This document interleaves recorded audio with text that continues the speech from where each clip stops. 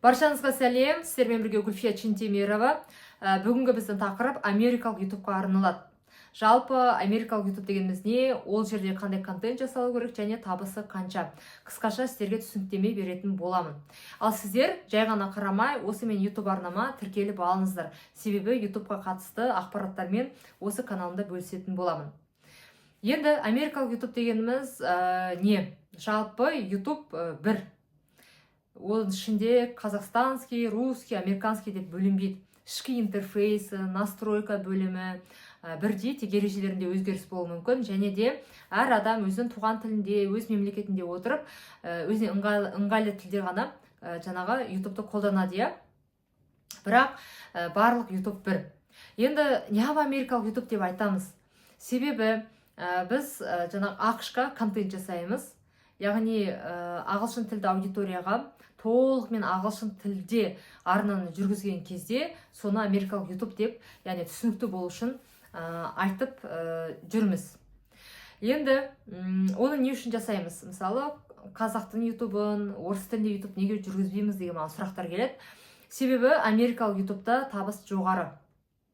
Яғни қазақстандық ютубтан 10 есе жоғары деп айтуға болады. Mesela 7-8 есе жоғары. Енді бұл жерде контентке байланысты. Әр контентке, ол контент ішіндегі видео ұзақтығы бар, түрлі нюанстарына байланысты. Яғни 1000 қаралымға төленетін ақша, RPM әртүрлі болады. Бірақ енді факт қазақстандық ютубқа қарағанда 7-8-10 есе көп жүреді табысы. Бұл жерде ойланатындай ештеңе жоқ. Енді ақш ол өте дамыған мемлекет. Ол жерде жарнама берушілер де өте бай.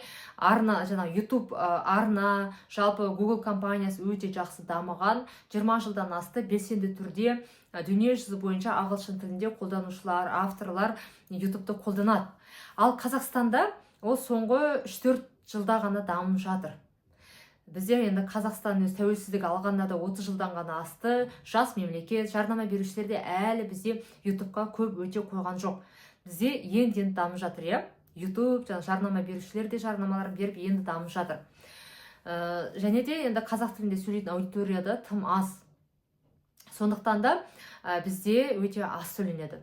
Неғып мысалы ағылшын тілін білу міндетті ме? Қалай сонда америкалық ютубқа контент жасауға болады деп те сұрақтар келіп жатады, ағылшын тілін білу міндетті емес. Америкалық ютубтың бір артықшылығы, ол жерде сіз түріңізді көрсетпей сөйлемей контент жасай аласыз. Өзіңізге қалаған жаңағы арнаны, жүрегіңіз қалаған нишаны таңдап, сіз мүлдем өзіңізді көрсетпей құпия автор болып арна жүргізе аласыз. Ең бастысы ютубтың ережелеріне сай жүргізу керек. Ешқандай нарушение болмайтындай, монетизацияға кейін қосылмай қалмайтындай арнаны жүргізу керек. Америкалық ютубта ең басты нәрсе ол ниша, яғни сала. Барлық келіп, сол нишаға келіп тіреледі, көп адамдар таба алмайды, ізденеді, бір нишаны таңдап алады да, бір жылға дейін бірнеше жыл жүреді, табысқа шыға алмайды, табысқа шықса табысы көтерілмейді, сондай проблемалар өте көп. Сондықтан америкалық ютубта актуальный нишаны таба білу керек.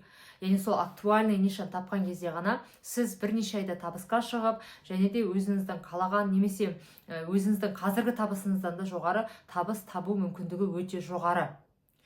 Енді қараңыздар, қандай контент жасауға болады деп айтасыздар ғой, қазір мен сіздерге көрсетемін бірнеше каналды. Соған қарап өздеріңіз идея алсаңыздар болады. Дегенмен мен сіздерге актуальный жаңағы нишаларды көрсетпеймін. Енді ол нишаны өзінде зерттеу керек. Әрине, кейбір нишалар болады. Ол жерде қалыптасып қалған өзіндік арналары бар, миллиондаған оқырманы бар. Ол жерде уже оқырмандар күтеді, ол автордың бейнелерін, және ол сол жерде тұрақталып қалды. Бірақ тура сол нишада жаңа каналдар жаңағы жүргізсе каналдарын, ол қаралымдар көтерілмей жатады.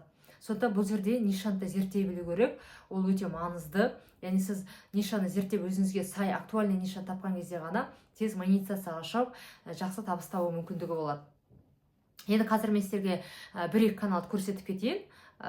Содан кейін өздеріңізде кішкене болса да түсінік қалыптасады, яғни қандай контент жасауға болатындығы туралы.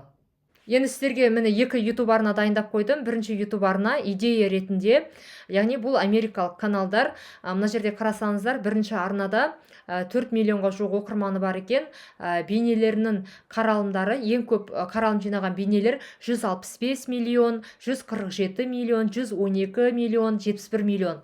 Енді жаңадан түсіріліп жатқан видеоларының қаралымы міне 10 мың, 25 мың, 57 мың, 63 мың екен. Енді бір бейнені көрейік, яғни не түсіреді екен, иә, сіздерге ашып көрсетейін.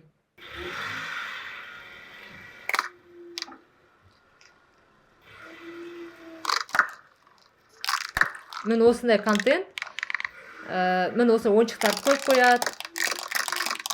Міне, ешқандай ән қоймайды. ASMR.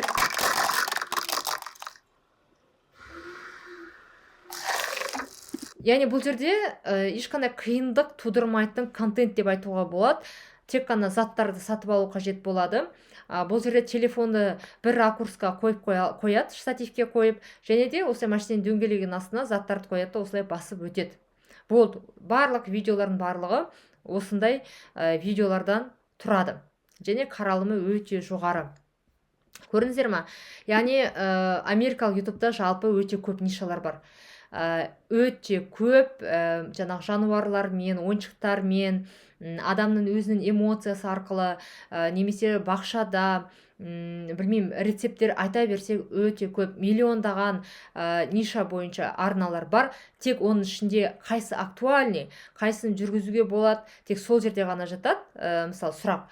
Сол жерде ғана ойлану керек. Жалпы өте көп ниша бар. Біз мысалы қолымызда тұрған жануарлар, күнде көріп жүрген ұстайтын, немесе үйімізде бар заттарға мән бермейміз. Ал америкалық ютубта кез келген заттан қолында не бар, сонымен контент жасап табыстап жатыр.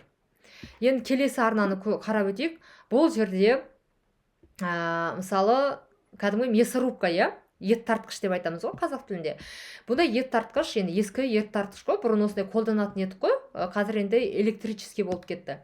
Осы ет тартқыштың өзімен контент жасап жатыр мына арна. Қараңыздаршы, ең көп қаралым жинаған бейнесінің өзі 52 миллион, 25 миллион, мысалы 5 миллион, 4,5 миллион екен. Енді соңғы бейнесін көрейік, яғни нені тартады екен, ет тартқышпен. Міне қараңыздар. Ең бірінші осылай балмұздақтарды ашып алады. Содан кейін бұл балмұздақтарды ет тартқыштан өткізеді. Қараңыздаршы, біздің үйімізде бар ет тартқышты контентке пайдаланып жатыр. Жаңа балмұздақтарды салып, осы ет тартқыштан өткізіп жатыр. Яғни осылай контент жасап жатыр да, табыстарын тауып жатыр. Қараңыздар. Енді бұл жерде шығын тек балмұздақтарға, жаңағы жейтін нәрселерге кетеді. Бірақ дегенмен де бұл арна мына балмұздақтарды рекламировать етуі мүмкін. Яғни рекламодательдер арқылы да табыс табуы мүмкін. Міне қараңыздар. Міне өтіп жатыр. Енді ағашын алып қалатын шығар. Міне қараңыздар. Осындай контентті адамдар қызығып көреді екен. Міне мороженое, міне барлығын араластырды. Міне көрдіңіздер ме? Яғни мына жақта мынау жаңадан шыққан бейне екен. Міне мына жерде міне мына ойыншықтарды көрсетті, сабындарды өткізетін сияқты. Міне сабындарды ашып жатыр. Міне мына жақта қараңыздар, сабынды өткізетінді. Міне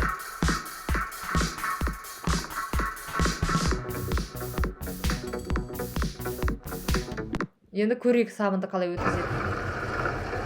Міне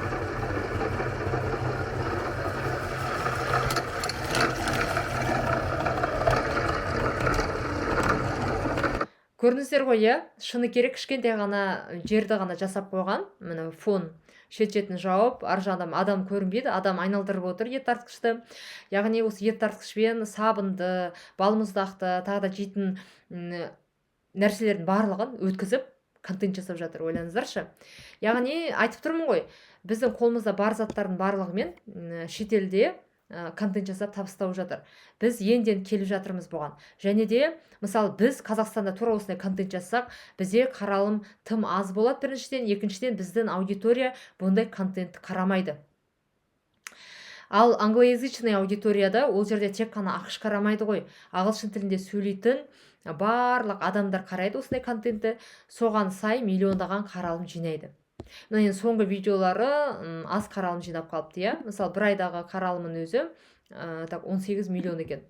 18 миллион айына $1000 жоғары табыстап жатқан арна деп айтуға болады. Достар, міне сіздерге идея ретінде 2 YouTube арнаны көрсеттім. Яғни мен жеткізгім келгені, шетелде біз ойламаған, біз көрмейтін қызықты контенттер жасап, миллиондаған табыс тауып жатыр. Қаралымдарында сіздер зерттеп көрсеңіздер болады, яғни миллиондаған қаралым жинап жатыр. Енді жалпы америкалық YouTube бойынша барлығы түсінікті болған шығар. Қандай да бір сұрақтарыңыз болса, міндетті түрде төменде комментарий бөліміне жазыңыздар. Мен деген міндетті түрде барлығыңызға жауап беретін боламын. Және де YouTube арнама тіркеліп алыңыздар. Бұйыртса аптасына 1-2 рет осы америкалық YouTube, жалпы YouTube туралы пайдалы ақпараттармен бөлісетін боламын.